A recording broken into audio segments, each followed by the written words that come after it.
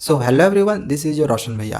तो ये information technology की एक फाइनल रिवीजन वीडियो होगी जिसमें मैं आप लोग को आईटी का जो कंप्लीट सिलेबस होगा, चाहे वो पार्ट ए हो पार्ट बी हो, दोनों को मिला के मैं आप लोग को एक फाइनल रिवीजन करवाने जा रहा हूँ।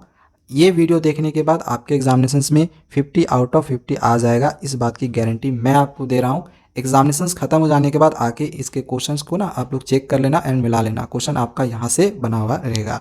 एंड एमसीक्यू वाली वीडियोज अगर नहीं देखी होगी तो जरूर देख लेना, अगर आपके पास समय होगा तो लिंक डिस्क्रिप्शन पे दिया हुआ है।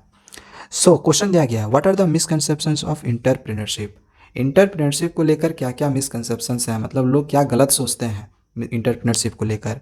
तो एक कॉमन मिसकंसेप्शन तो ये है कि लोगों का ऐसा मानना है कि एवरी कंपनी, मतलब सारी जो कंपनियां होती है उनकी आइडिया यूनिक और एक्सेप्शनल होती है।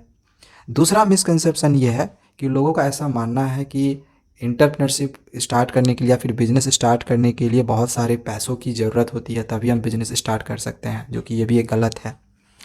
थर्ड मिसकंसेप्शन ये है कि लोगों का ऐसा मानना है कि जो इंटरप्रेन्योर्स होते हैं वो जन्म से ही होते हैं, वो बनते नहीं हैं।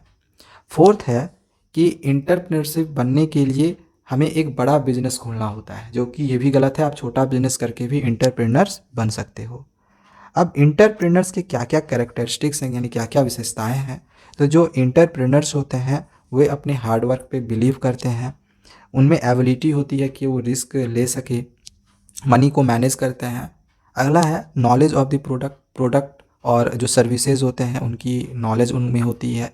एंड देयर नीड और डिमांड इन द मार्केट, और मार्केट में जिस चीज़ की डिमांड होती है उसको वो फुलफ़िल करते हैं।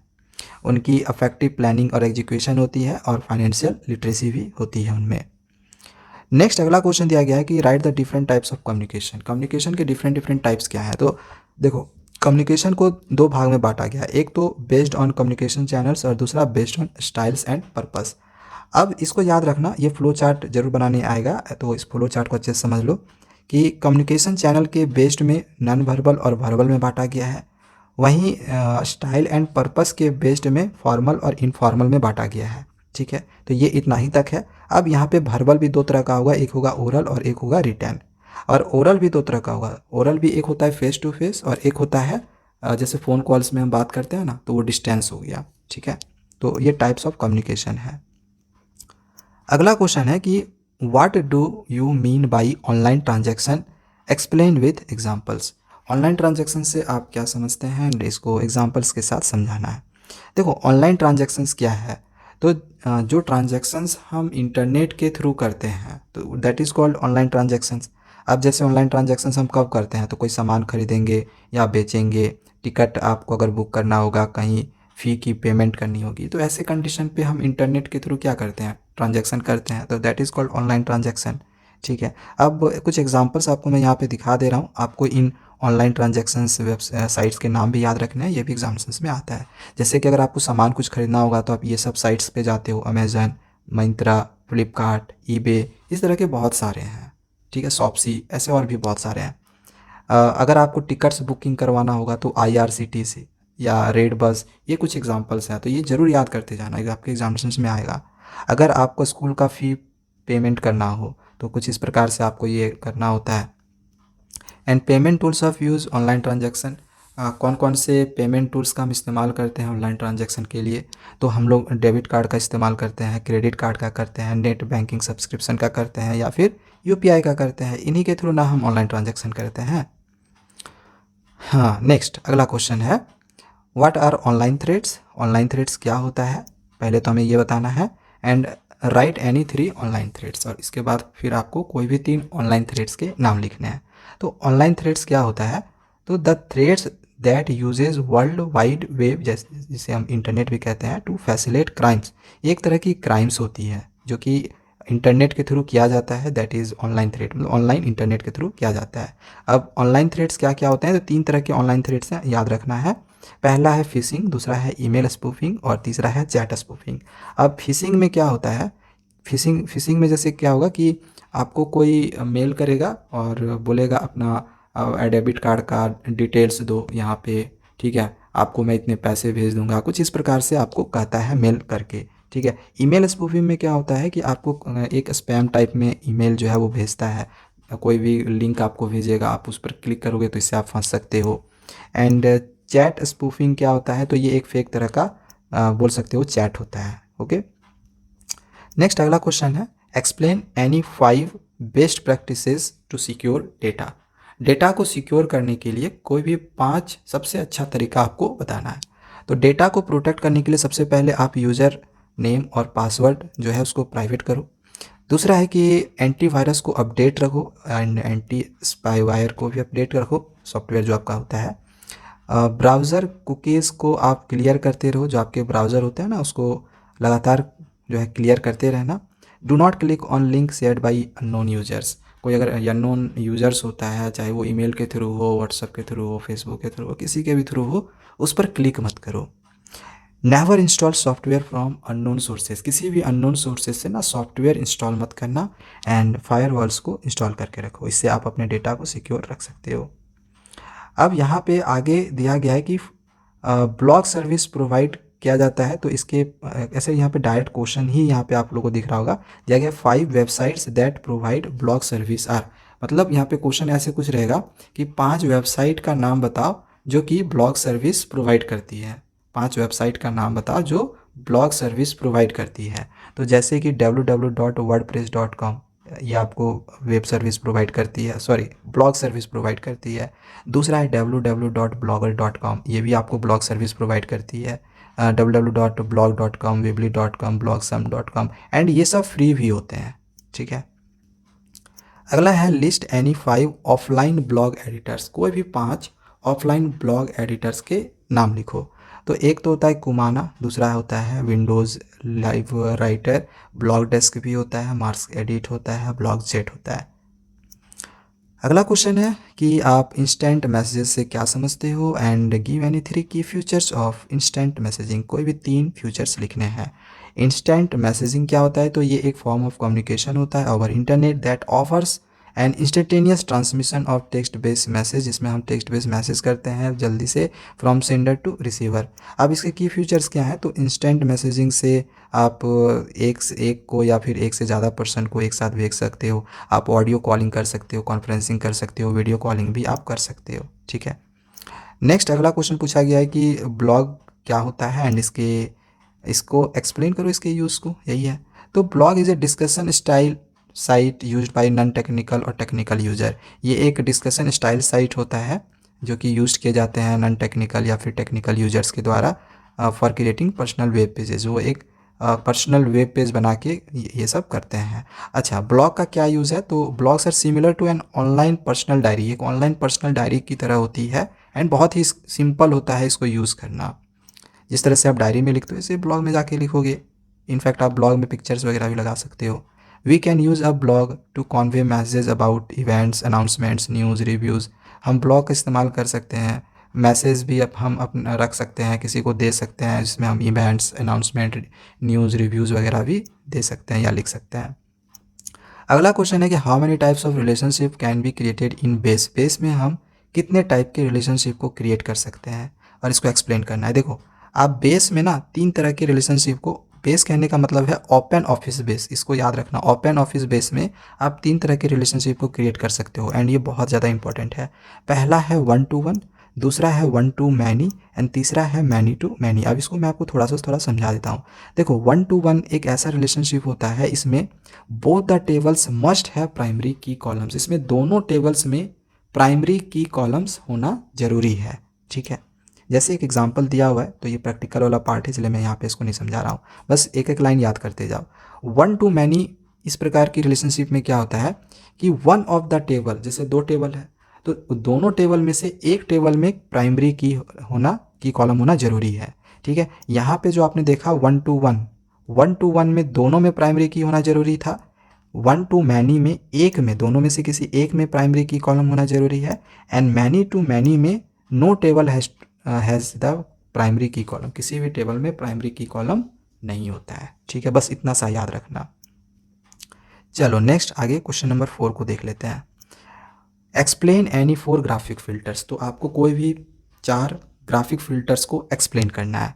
तो ये लो 4, एक है इन्वर्ट, दूसरा है स्मूथ, तीसरा है शार्प एंड चौथा है पोस्टराइज। अब इन्वर्ट से क्या होता है कि हम अपनी इमेज को ब्लैक एंड वाइट कर लेते हैं। स्मूथ से क्या होता है हम अब कॉन्ट्रास्ट को बढ़ा सकते हैं। अब शार्पेन से क्या होता है देखो इसमें हम कॉन्ट्रास्ट को ना सॉफ्ट करते हैं एंड शार्पेन टूल से हम कॉन्ट्रास्ट को इंक्रीज करते हैं एंड पोस्टराइज का यूज़ करके हम इमेज को ना एक पेंटिंग टाइप का बना देते हैं। ठीक है, नेक्स्ट अगला क्वेश्चन है कंसोलिडेटिंग डेटा क्या होता है, इसको डिफाइन करो एंड स्टेप्स भी इसका लिखो, कैसे हम इलेक्ट्रॉनिक स्प्रेडशीट में कंसोलिडेटेड डेटा कर सकते हैं, स्टेप्स लिखो। देखो कंसोलिडेट डेटा का मतलब क्या होता है कि हम अलग अलग वर्कशीट में काम कर रहे होते हैं। जैसे ये एक वर्कशीट 1 हो गया, ये वर्कशीट 2 हो गया, वर्कशीट 3 हो गया। अब इन तीनों वर्कशीट में हम जो काम किए हैं इसको हम एक ही जगह पे, एक ही वर्कशीट पे अगर हमको रखना होगा तो सभी वर्कशीट को मिला के एक वर्कशीट में रखना ही कंसोलिडेटिंग डेटा कहलाता है। ठीक है, ये हम लोग इसका स्टेप्स लिखने के लिए जो बोला गया तो इसमें आप लोग को ये वाला लिखना है कि सबसे पहले डेटा मेन्यू में जाना है, फिर आपको वहाँ पे कंसोलिडेट ऑप्शन का मिल जाएगा। ओके, अगला क्वेश्चन है कि how can you increase the performance of a computer. आप अपने कंप्यूटर के परफॉर्मेंस को कैसे इंक्रीज कर सकते हैं, कैसे मतलब फास्ट कर सकते हैं, ऐसे बोल सकते हो स्लो चल रहा है तो सबसे पहले तो जितने भी अननेसेसरी सॉफ्टवेयर है उसको इंस्टॉल कर दो। Limits the programs at the startup में अपने जो प्रोग्राम्स होते हैं उनमें लिमिट रख दो। मोर आप रैम को ऐड कर सकते हैं अपने पीसी में। स्पाईवेयर और वायरसेस को चेक करते रहो एंड डिस्क क्लीनअप का यूज़ करो एंड डिफ्रैगमेंटेशन का भी इस्तेमाल करो। यहाँ पे हालांकि कुछ क्वेश्चन दिए हुए हैं जो कि आपके लिए इम्पॉर्टेंट है, तो चाहो तो इसको आप पढ़ सकते हो। इसका आंसर्स फिलहाल यहाँ पे नहीं दिया हुआ है। अब इसमें आपको मैं बता रहा हूँ, ये 2 क्वेश्चन ज़्यादा इंपॉर्टेंट है, क्वेश्चन नंबर 6 और क्वेश्चन नंबर 4। बाकी करने की ज़रूरत नहीं है। ठीक है, इसको अगर कर पाओगे तो कर लेना, नहीं तो कोई बात नहीं है। वो 2 क्वेश्चन आपको नीचे भी मिल जाएगा, मैंने यहाँ पे लिया हुआ है। ठीक है, टेंशन मत लो। सो क्वेश्चन दिया हुआ है explain use of antivirus and anti spyware. तो एंटीवायरस और एंटी स्पाईवेयर क्या होता है, तो एंटीवायरस या फिर एंटी स्पाईवेयर प्रोग्राम्स होता है offer real time protection monitoring your computer, या आपके कंप्यूटर को मॉनिटर करता है for any changes by malware software. मतलब मालवेयर सॉफ्टवेयर के द्वारा किसी भी तरह कोई चेंजेस आता है तो ये आपके कंप्यूटर को उससे मॉनिटर करता है। And keep your antivirus anti spyware software always up to date, ये आपको हमेशा अप टू डेट रखता है क्योंकि ये आपके कंप्यूटर को प्रोटेक्ट करता है किसी भी थ्रेट से। ठीक है, आगे क्वेश्चन है कि 4 पॉइंट्स लिखो हेल्दी लाइफस्टाइल के। हेल्दी लाइफस्टाइल के 4 पॉइंट, यहाँ पे 6 पॉइंट लिख दिए हैं। पहला है healthy eating habits, physical activities, stress management, healthy mind, sound sleep, goal setting. कोई भी 4 लिख सकते हो आप। अगला है इवैक्यूएशन पॉलिसी क्या होता है। इवैक्यूएशन का मतलब होता है खाली कराना। जैसे किसी प्लेस को हम खाली करवाते हैं, इसी को हम लोग बोलते हैं इवैक्यूएशन या पॉलिसी, इवैक्यूएशन पॉलिसी। ठीक है, तो वही चीज़ है। Evacuation policy means a plan to evacuate a place in case of any emergency और डाइजेस्टर। कोई इमरजेंसी या फिर डाइजेस्टर आ जाने के बाद हम किसी प्लेस को खाली करवाते हैं, बस इसी प्लान को हम कहते हैं इवैक्यूएशन पॉलिसी। एंड सभी मतलब एवरी ऑर्गेनाइजेशन के पास एक इवैल्यूएशन पॉलिसी भी होनी चाहिए, वही यहाँ पे दिया हुआ है। नेक्स्ट क्वेश्चन है कि why do you think the United Nations has made the 17 sustainable developments goals. ये जो यूनाइटेड नेशन था इन्होंने 17 सस्टेनेबल डेवलपमेंट्स गोल तैयार किया था, ये आपको पता होगा। क्यों किया था, आप क्या सोचते हो उसके बारे में। तो ये जो 17 SDGs यानी सस्टेनेबल डेवलपमेंट गोल तैयार किया गया था USA ये यूनाइटेड नेशंस के द्वारा, तो ये क्यों किया गया था, क्योंकि ताकि जो है टेक केयर किया जा सके मतलब कुछ इश्यू फेस कर रही थी बिजनेसेस को लेकर, गवर्नमेंट्स कुछ इश्यू फेस कर रही थी, सोसाइटी इश्यू फेस कर रही थी। तो ये जो इश्यू फेस किया जा रहा था तो उसको ख़त्म किया जा सके। ठीक है, अब ये जो इश्यू थे किस पर थे, तो जैसे पुवर्टी पर इश्यू थे, जेंडर इक्वलिटी पे थे, वाटर यूज़ को लेकर था, एनर्जी को लेकर था, क्लाइमेट चेंज, डाइवर्सिटी, इन सब को लेकर ये सब कुछ इश्यूज़ थे जो कि गवर्नमेंट या फिर सोसाइटी फेस कर रही थी, इसीलिए ये 17 सस्टेनेबल डेवलपमेंट गोल तैयार किया गया। अगला क्वेश्चन है कि list some ways in which you can use resources sensibly. आपको कुछ तरीके लिखने हैं जिससे कि आप रिसोर्सेज को ना सेंसिवली यूज़ कर सकते हो। कैसे आप रिसोर्सेज को सेंसिवली यूज़ करोगे, लिखो कुछ पॉइंट्स। तो आप पेपर का रीयूज़ कर सकते हो, ग्लास का, प्लास्टिक का, वाटर का, इन सब का रीयूज़ करके आप रिसोर्सेज को सेंसिवली यूज़ कर सकते हो। अगला है कि वैसे क्लॉथ नहीं, ये दूसरा है। ठीक है, हाँ दिया है आप प्लास्टिक बैग्स के जगह पे जो कपड़ों के बैग होते हैं वो मार्केट में लेके जाओ फ्रूट्स या वेजिटेबल्स लाने के लिए। हाँ, ये वाला पॉइंट था जो मैं बोलना चाह रहा था इसमें। यहाँ पे ये दिया गया है कि आप अगर कोई कपड़ा नहीं पहनते हो, कोई किताब का इस्तेमाल नहीं करते हो, फर्नीचर फूड्स का इस्तेमाल नहीं कर पाते हो, तो आप फेंकने के जगह पे उसको फेंको मत, बल्कि उसको डोनेट कर दो किसी को। एंड अगला है कि जो आपके लोकल ग्रोवर्स होते हैं जो कि फ्रूट्स और वेजिटेबल्स ग्रो करते हैं, तो उनके पास ही जो भी फ्रूट्स वेजिटेबल्स होंगे वो ख़रीदो, खाओ। एंड जहाँ से वाटर वेस्ट होता हो, चाहे वो पाइप से हो या टैप से हो, तो उसको लीक होने से आप बचाओ, उसका रिपेयर करो। ठीक है, तो इस तरह से आप रिसोर्सेज को सेंसिबली इस्तेमाल कर सकते हो। नेक्स्ट क्वेश्चन है कि डिफाइन नेटवर्किंग। नेटवर्किंग को चलो डिफाइन करो, क्या होता है। तो एक computer network is collection of computer. Computer network computer का एक कलेक्शन होता है जो कि अलाउ करता है sharing of resources and information. अब आपको यहाँ पे बोला गया है कि कोई भी 3 एडवांटेजेस लिखो नेटवर्किंग के।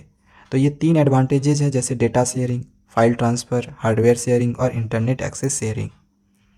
नेक्स्ट क्वेश्चन है कि सॉर्टिंग क्या होता है। तो सॉर्टिंग का मतलब होता है एलिमेंट्स को पर्टिकुलर सीक्वेंस में अरेंज करना।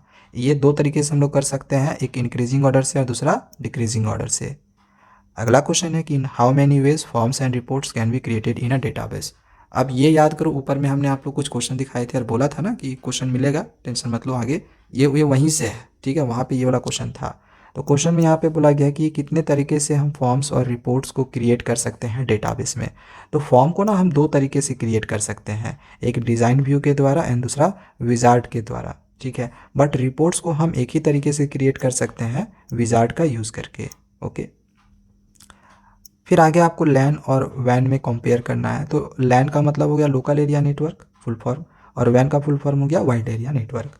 अब लैन का जो इस्तेमाल किया जाता है, मतलब ये जो कवर करता है, ये स्मॉल जोग्राफिकल एरिया को कवर करता है एंड ये स्प्रेड्स अक्रॉस कंट्रीज, ये पूरे कंट्री में ये फैला हुआ है। ठीक है, चलो आगे। अगला क्वेश्चन है कि list any 5 application based instant messaging software. तो आप लोग कोई भी 5 application based instant messaging software के नाम लिखने हैं। तो कौन से हैं 5 इंस्टेंट मैसेजिंग सॉफ्टवेयर। तो पहला है गूगल टॉक, दूसरा है याहू मैसेंजर, याद रखते जाना एग्जाम्स में आएगा। थर्ड है स्काइप, फोर्थ है Windows Live Messenger and fifth Rediff Bol. Next question, list any 3 payments tools to use online transaction. आपको कोई भी 3 पेमेंट्स टूल्स लिखने हैं ऑनलाइन ट्रांजेक्शन के लिए। ये हमने ऊपर में बताया था, चाहे वो क्रेडिट कार्ड हो, डेबिट कार्ड, यूपीआई, ये 3 बताया था। नेट बैंकिंग का भी यूज़ करते हैं, पेटीएम, फ़ोनपे और भी जीपे, बहुत सारी ऐसी चीज़ें हैं जिसका इस्तेमाल करते हैं।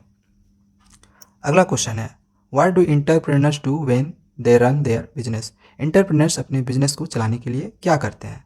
तो कस्टमर्स की नीड्स को फुलफिल करते हैं, लोकल मटेरियल्स का यूज़ करते हैं, सोसाइटी की हेल्प करते हैं, जॉब्स भी क्रिएट करते हैं, जो वेल्थ होता है, जो उनके पास पैसा होता है, उनको वो भी तो शेयर करते हैं। उनके जो पार्टनर्स होंगे, जो उनके नीचे काम करते होंगे, तो वो देते होंगे ना, तो पैसा भी शेयर किए एंड प्रोडक्ट्स को वो लोअर प्राइस में भी बेचते हैं।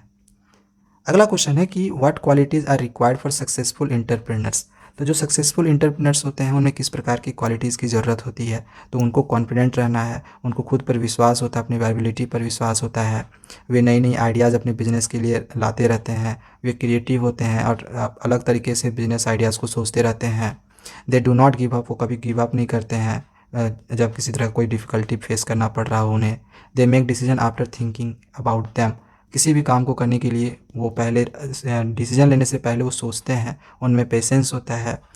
कोई भी एक्शंस वो लेते हैं तो उसकी वो रिस्पॉन्सिबिलिटी भी खुद लेते हैं एंड वो हार्ड वर्क भी करते हैं। अगला क्वेश्चन है how to set goals in self management skills. तो सेल्फ मैनेजमेंट स्किल्स में हम कैसे गोल को सेट कर सकते हैं। तो इसके लिए आपको ये सब पॉइंट याद रखना। जैसे पहला स्पेसिफिक, हमेशा अपने गोल्स को लेके क्लियर एंड स्पेसिफिक गोल रहो कि हाँ आपको ये करना है। ऐसा नहीं कि आप कोई एक गोल सेट किए एंड वो फिर चेंज हो गया। आज आप कहो, ऐसा सोचोगे कि नहीं मुझे इंजीनियर बनना है, लेकिन 2 साल आपने मेहनत किया, 1 साल मेहनत किया, फिर आप दूसरे लाइन पे चले गए। तो नहीं, एक ही रखना है आपको, क्लियर और स्पेसिफिक गोल रखना है। दूसरा है मेजरेबल, कि आप जो भी गोल आपने सेट किया है वो आप कब तक कर लोगे, उसको मेजरेबल होना चाहिए। ऐसा नहीं कि बस हाँ ठीक है कर लेंगे ना, हम डॉक्टर बन लेंगे या इंजीनियर बन लेंगे, लेकिन उसकी एक टारगेट होनी चाहिए कि हाँ 5 साल के अंदर हम डॉक्टर बन जाएंगे या इंजीनियर बन जाएंगे।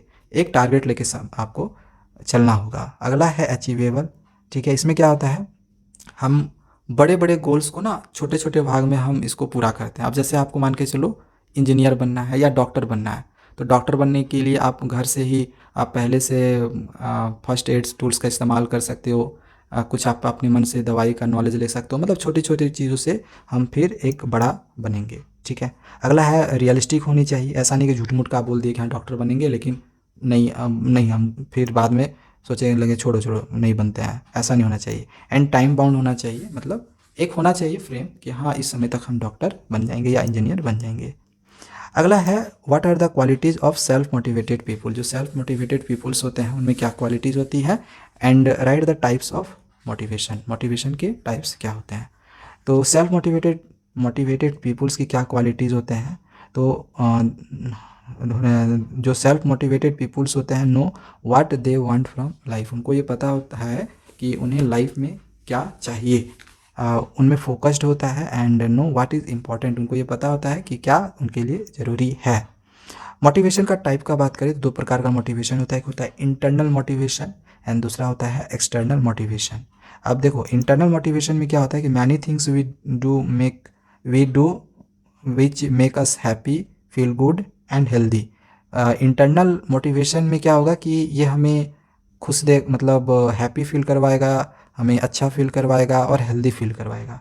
वहीं जो एक्सटर्नल मोटिवेशन होता है ये इसमें क्या होगा कि आपको एहसास दिलाएगा, रिस्पेक्ट करवाएगा और अप्रिसिएशन होगा। ठीक है। नेक्स्ट अगला है what do you mean by occupational hazards. Occupational hazards क्या होता है। देखो ऑक्यूपेशनल हैज़ार्ड्स का मतलब हो गया कि मान के चलो आप किसी संस्थान में काम कर रहे हो एंड काम करने के दौरान आप अगर बीमार पड़ जाते हो तो इसी को कहते हैं हम ऑक्यूपेशनल हैज़ार्ड्स। ठीक है। अब आगे यहाँ पे पूछा गया है कि list any 3 types of occupational hazards. तो कोई 3 तरह के ऑक्यूपेशनल हैज़ार्ड्स का नाम लिखो। तो ये है पहला फिजिकल हैज़ार्ड्स, दूसरा केमिकल हैज़ार्ड्स एंड तीसरा है बायोलॉजिकल हैज़ार्ड्स। नेक्स्ट क्वेश्चन है कि give any 3 situations of emergency that require evacuation. 3 situations लिखने हैं आपको इमरजेंसी के जिससे कि इवैक्यूएशन की ज़रूरत हो। तो इवैक्यूएशन की ज़रूरत मतलब बोले थे ना खाली करवाना, जैसे आग लग जाए तो ये इवैक्यूएशन ज़रूरी है, खाली करवाओ। ठीक है। एक्सप्लॉजन, कहीं एक्सप्लॉजन होता है, फ्लड्स होता है, अर्थक्वेक, ह्यूरिकेन, टॉर्नेडो। तो ये सब सारा पॉइंट ना याद कर लेना, सारा नहीं तो कम से कम 5 याद करना ना कोई भी। ठीक है। नेक्स्ट है what are 7 C's of communication. Communication के 7 C's क्या हैं, बहुत ही इंपॉर्टेंट है, इसको जरूर याद रख लेना। ये सातों कीज है।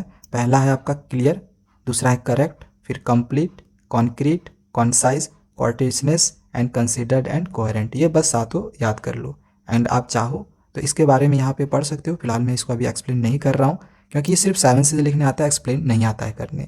ठीक है। नेक्स्ट आगे क्वेश्चन दिया गया है कि right the important of feedback. Feedback की क्या क्या इंपॉर्टेंस है। तो फीडबैक से आप अपने परफॉर्मेंस को इम्प्रूव कर सकते हो, स्किल्स को बिल्ड कर सकते हो, लर्निंग को प्रमोट कर सकते हो, मोटिवेशन इन्हेंस कर सकते हो एंड ग्रोथ एंड डेवलपमेंट को भी प्रमोट कर सकते हो। अब फीडबैक होता क्या है एंड इसके क्या क्या टाइप होते हैं। तो फीडबैक का मतलब होता है कि जैसे कि फीडबैक का ये मतलब हो गया कि मैं आपको जैसे पढ़ा रहा हूँ एंड आपकी तरफ से जो मुझे कमेंट अभी मिल रहे होंगे तो आपकी तरफ से वो मुझे फीडबैक मिल रहा है, दैट इज़ कॉल्ड फीडबैक। ठीक है।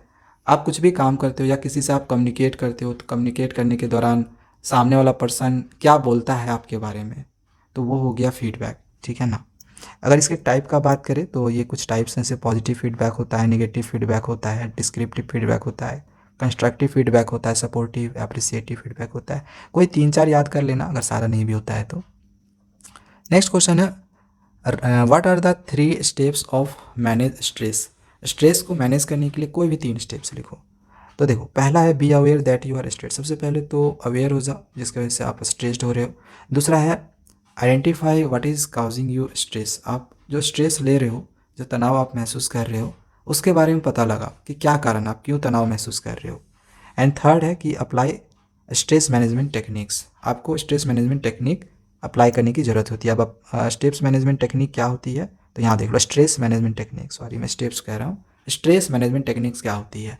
तो जैसे ये टाइम मैनेजमेंट होता है कि स्ट्रेस मैनेजमेंट टेक्निक। दूसरा होता है अपने फैमिली या फ्रेंड्स के साथ हॉलीडे पे जाओ, हेल्दी डाइट लो, लाइफ में पॉजिटिविटी रखो, फिजिकल एक्सरसाइज और फिर फ्रेश एयर लो एंड प्रॉपर स्लीप लो। सोओगे नहीं तो फिर स्ट्रेस होगा फिर।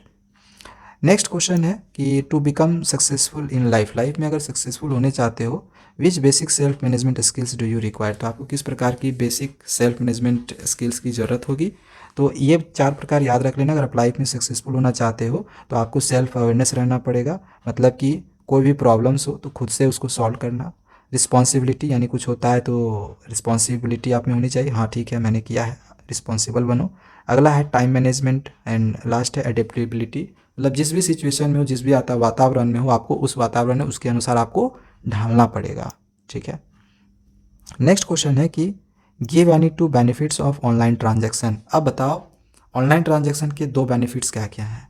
तो एक तो आप मनी को इमिडिएटली ट्रांसफ़र कर सकते हो, दूसरा है कि it helps to reduce black marketing to some extent. तो ये ब्लैक मार्केटिंग को रिड्यूस किया जा सकता है, ठीक है।